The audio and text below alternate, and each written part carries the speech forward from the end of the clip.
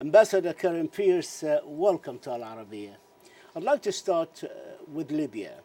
You were very active with writing the draft on Libya, and we have been waiting to see what happens with that.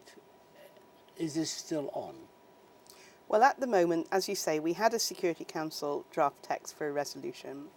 It called for a ceasefire, it called for de-escalation, it called for a return to the political process. At the moment, the UN Special Envoy Hassan Salameh is working really hard to get back to that political process. So we have put the draft on hold, pending seeing how the Special Envoy gets on the ground, and then we can have a more in-depth discussion in the Security Council about how the Security Council can best support getting back to the political process. Well, the whole world has noticed the change of heart by the American administration on Libya, especially after the phone call between the president and General Haftar, and where the White House put a statement saying that Haftar is playing a significant part or role in fighting terrorism and securing Libya's oil resources, and that the two leaders discussed a shared vision for Libya transition to a stable democratic political system. Does the United Kingdom share that view? Well, we haven't talked direct to General Haftar about this ourselves, so that's an American statement. That's correct. But what we want to see is a route back to political process, to talks between the two sides, between all sides that matter in Libya.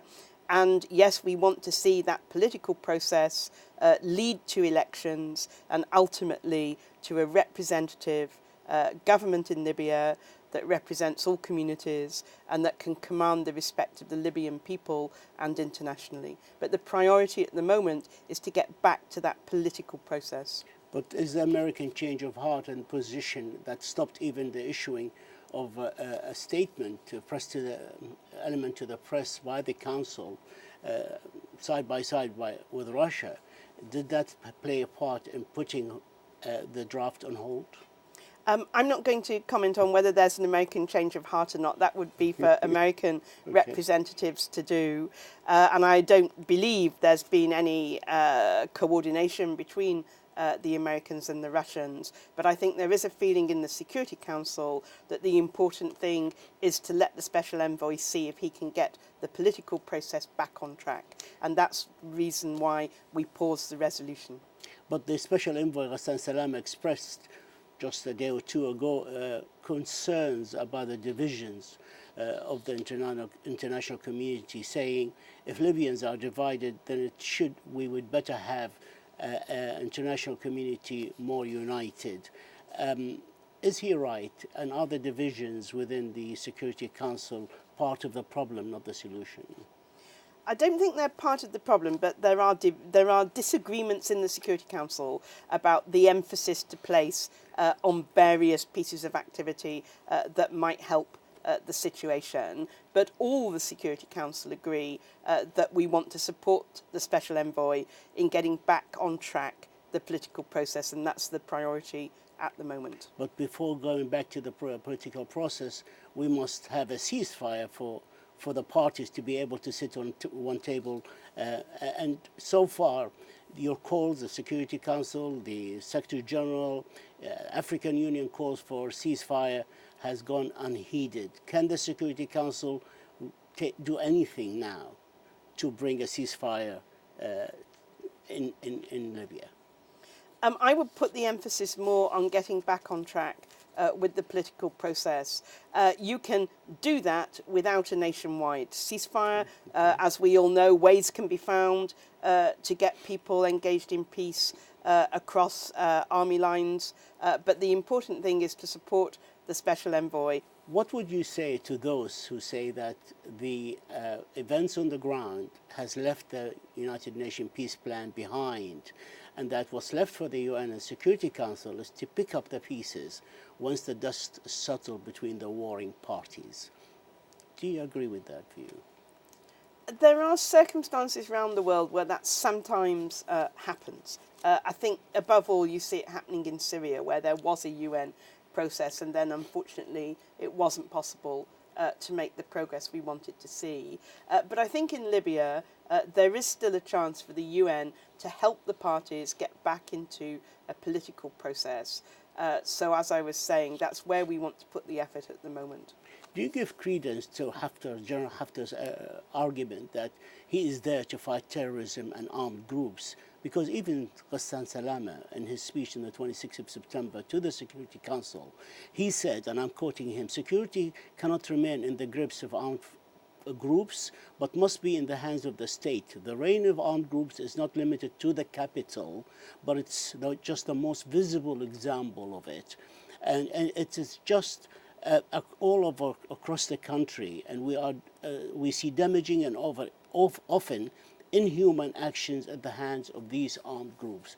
Does that give credence to Haftar's argument? As you know, and as Mr. Salameh said, there are a range of militias throughout Libya, and they are getting access to arms in defiance of the arms embargo. So that's the reason why we definitely need to see the arms embargo implemented. At the same time, it's vital that nations cooperate in the fight against terrorism, and we would condemn acts of terrorism, including in Libya. But the Security Council is on record as saying fighting terrorism is not carte blanche to violate human rights or legal frameworks. So there always has to be that caveat when fighting terrorism, and I think it applies in Libya as much as it applies anywhere. On Yemen, I'd like to move there. Martin Griffiths seemed a little bit upbeat with caveats. He was telling the Security Council on the 15th that there's agreement on the first phase of redeployment in Hodeidah. However, the Council issued a statement showing its concern of lack of implementation. Where are we now with regard to implementation of the Hodeidah agreement? Well, the first thing to say is that that agreement on phase one that Martin mentioned is intact, but implementation is the most important thing, and I think we would all agree implementation is painfully slow, and the longer it takes, the more the people of Yemen are gravely at risk. And we all know the risks from starvation, from diseases like cholera coming back, from the lack of basic supplies. But the good news is that the agreement has held. The Stockholm Agreement has held despite these ups and downs. And so, difficult as it is, we have to rally to the Special Envoy, to Martin Griffiths and General Lollegard, and support them as they try and get this agreement implemented on the ground. I know it's not easy, and I know we keep coming on this programme and saying precisely this, but Yemen is a huge challenge, partly because of the nature of the terrain, partly because of the nature of the humanitarian crisis. The fact that Stockholm is extant is a plus. But the proof of the pudding is in the eating. We have seen no implementation, not on the Hodeidah redeployment, not on the Taz understandings, not on the exchange of prisoners, which was signed even before the Stockholm Agreement. We have seen none of that. These measures were supposed to build confidence so that you can move to the real negotiations. Don't you agree? I agree that the measures were the first step that needed to be taken. I'll come on to the wider issues in a minute, if I may. Sure. It is frustrating that the agreement is not being implemented in full, but I repeat, we have to move forward slowly, and we have to work with the situation on the ground. We would like the parties to do more, but the important thing is to support the Special Envoy and General Lollegard as they inch forward. And I'm afraid it will be very slow, but as long as the agreement remains intact, there is still a chance. On the political process, the wider political process that you mentioned, my understanding from what Martin Griffiths has told the Council is that he believes it may be possible to make progress on those wider issues in parallel, so not necessarily sequentially. after implementation of Hodeidah, though you're right to say there's a link in confidence building terms. But Martin is working now on how best to take the wider political process forward. Even though he told the council that he agrees, he mentioned, I agree that the Hodeidah agreement should be implemented first. Well, I think he can start work on it, and he can talk to the parties about what a political track should look like.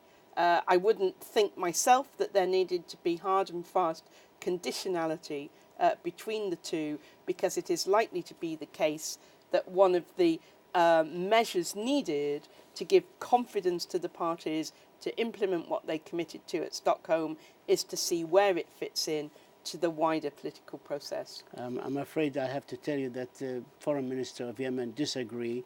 He made a statement this week on that they will never sit down for negotiation unless the Hodeidah, the Stockholm Agreement, is implemented. And he mentioned to me, sitting on this chair, that the Secretary General Guterres agree with that point of view.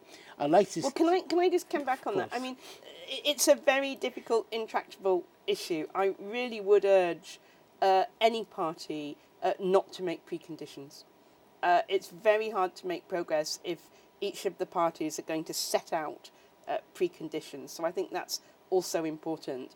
Rally to the Special Envoy and let's see if we can make this work. He also said in the Security Council on the 15th, after Martin Griffiths spoke to the members, that the Security Council should be ready to take stronger measures if there is no progress by our next meeting. These are your words. What stronger measures are you talking about by next meeting? Well, I'm not going to go into that, I'm afraid, because then we would lose some diplomatic effect. Okay. But I think the statement still stands. We need to see progress, and if we don't see progress, we will need to think what stronger measures would support Martin Griffiths best.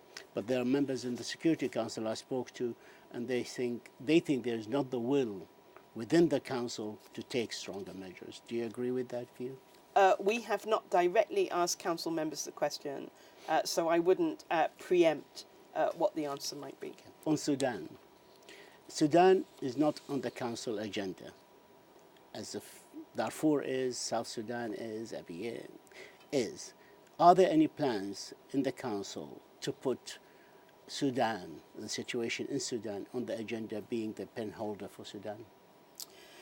Well, I wouldn't get hung up about whether it's formally on the agenda or it's not. As you say, Darfur is, and when the Council discussed Darfur last week, it was able to talk about the wider situation, and the Council has also been able to have a private discussion with the Secretary General on the way forward in Sudan. There is huge goodwill in the Security Council for Sudan to succeed. Sudan is at a crossroads at the moment.